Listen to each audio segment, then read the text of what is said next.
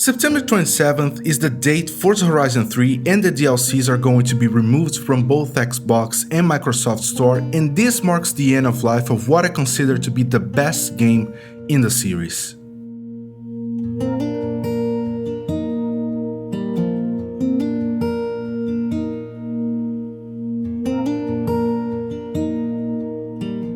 My first Forza game was Forza Motorsport 3, which I played for the first time back in 2010, and I remember it was weird at first. I wasn't used to having to control how much gas and brake I applied based on how much I pressed the triggers, so it took me a while to get into the rhythm that the game required. But once I did, I really got into it. I loved how buttery smooth it felt to drive the cars, and the physics were unlike anything I had tried before. The graphics and tracks looked impressive, especially when you consider I hadn't played any games in 5 years at that point in time, so the jump really caught my eyes. And as a series that has grown to become my favorite one, I didn't expect another game would come and take the top spot on my list anytime soon, let alone a game that was part of the same franchise. But to my surprise, Forza Horizon did exactly that.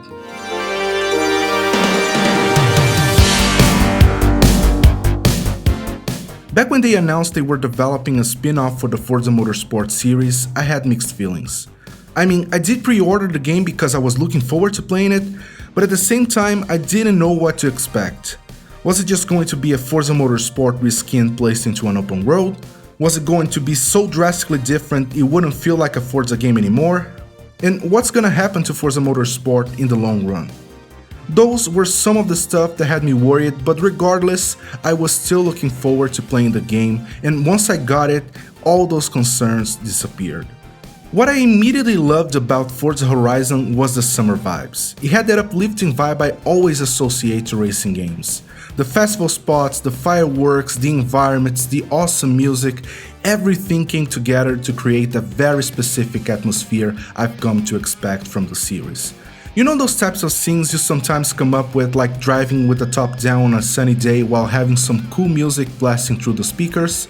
That's what I think about when I think of Forza Horizon. The physics I loved so much in Forza games was still there, but more arcadey, and it still felt as great as Forza Motorsport. And at that point in time, Forza Horizon was one of the most graphically impressive games I owned on the Xbox 360.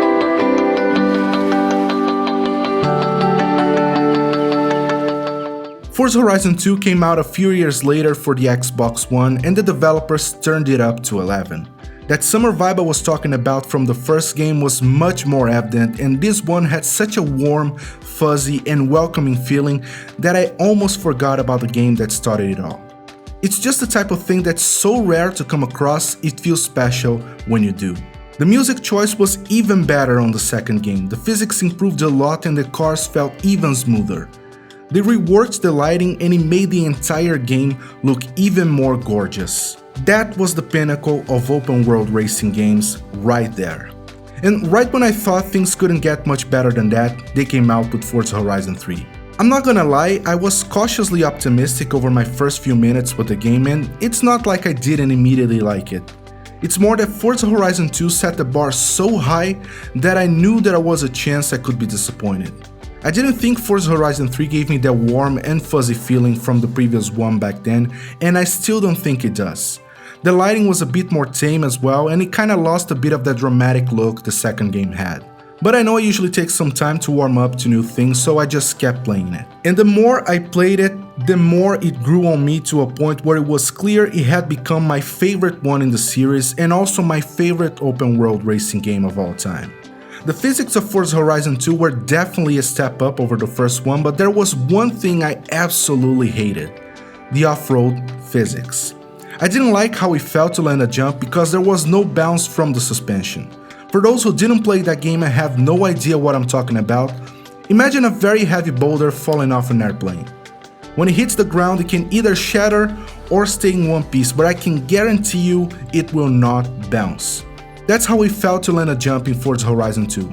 Also, I hated how cars would easily flip if you dipped two wheels on the wrong spot of the track, which was very difficult to avoid sometimes. So I was glad when Forza Horizon 3 fixed it and made me care about off-roading again. I'm still not a big fan of off-roading in general, but it was a lot more tolerable than the current Forza Horizon game.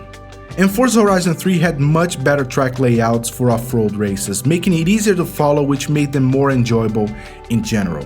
Music was still great, and the graphics, despite the more subdued lighting, still looked great. Looking back, I don't think I gave the summer vibe in Forza Horizon 3 the credit it deserved despite it being there, although I have to admit I still prefer the atmosphere and location of the second game. As a game though, Forza Horizon 3 did a much better job at breaking some of the monotony that Forza Horizon 2 suffered from after a while by creating the Forzathon events. But what I think really put this game a step beyond any of the games that came before, and even Forza Horizon 4, were the expansions.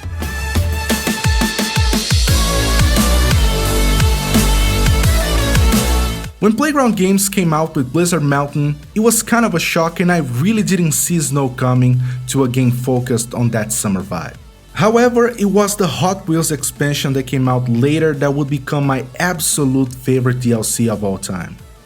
It was such an unexpected concept, and they executed it so perfectly that in many ways I think it overshadowed the main game.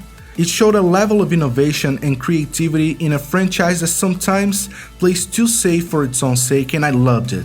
That summer vibe was back, and it was even closer to what we had in Forza Horizon 2. The track layouts were just beautiful, very well thought out, and a ton of fun to race around. In hindsight, I probably put more time into this expansion online than the game itself, and it's funny to think that at some point it was easier to find full lobbies in this expansion than the base game itself, and that speaks volumes to the quality of what the developers put out. But, as we all know, good things come to an end, and now it's time for Forza Horizon 3 to drive into the sunset. Microsoft promised to keep the servers alive, but we don't know for how long. If you bought the game digitally, don't worry. You'll still be able to download it as many times as you want, as well as the DLCs, even after the game is removed from the store. And if you still don't own the game, there's a sale running right now up until the day of the removal, and I strongly recommend you buy it. Don't miss out on one of the best racing games ever made. That's it for this video. Hit the like button, subscribe to the channel, and I'll talk to you on the next one. Bye.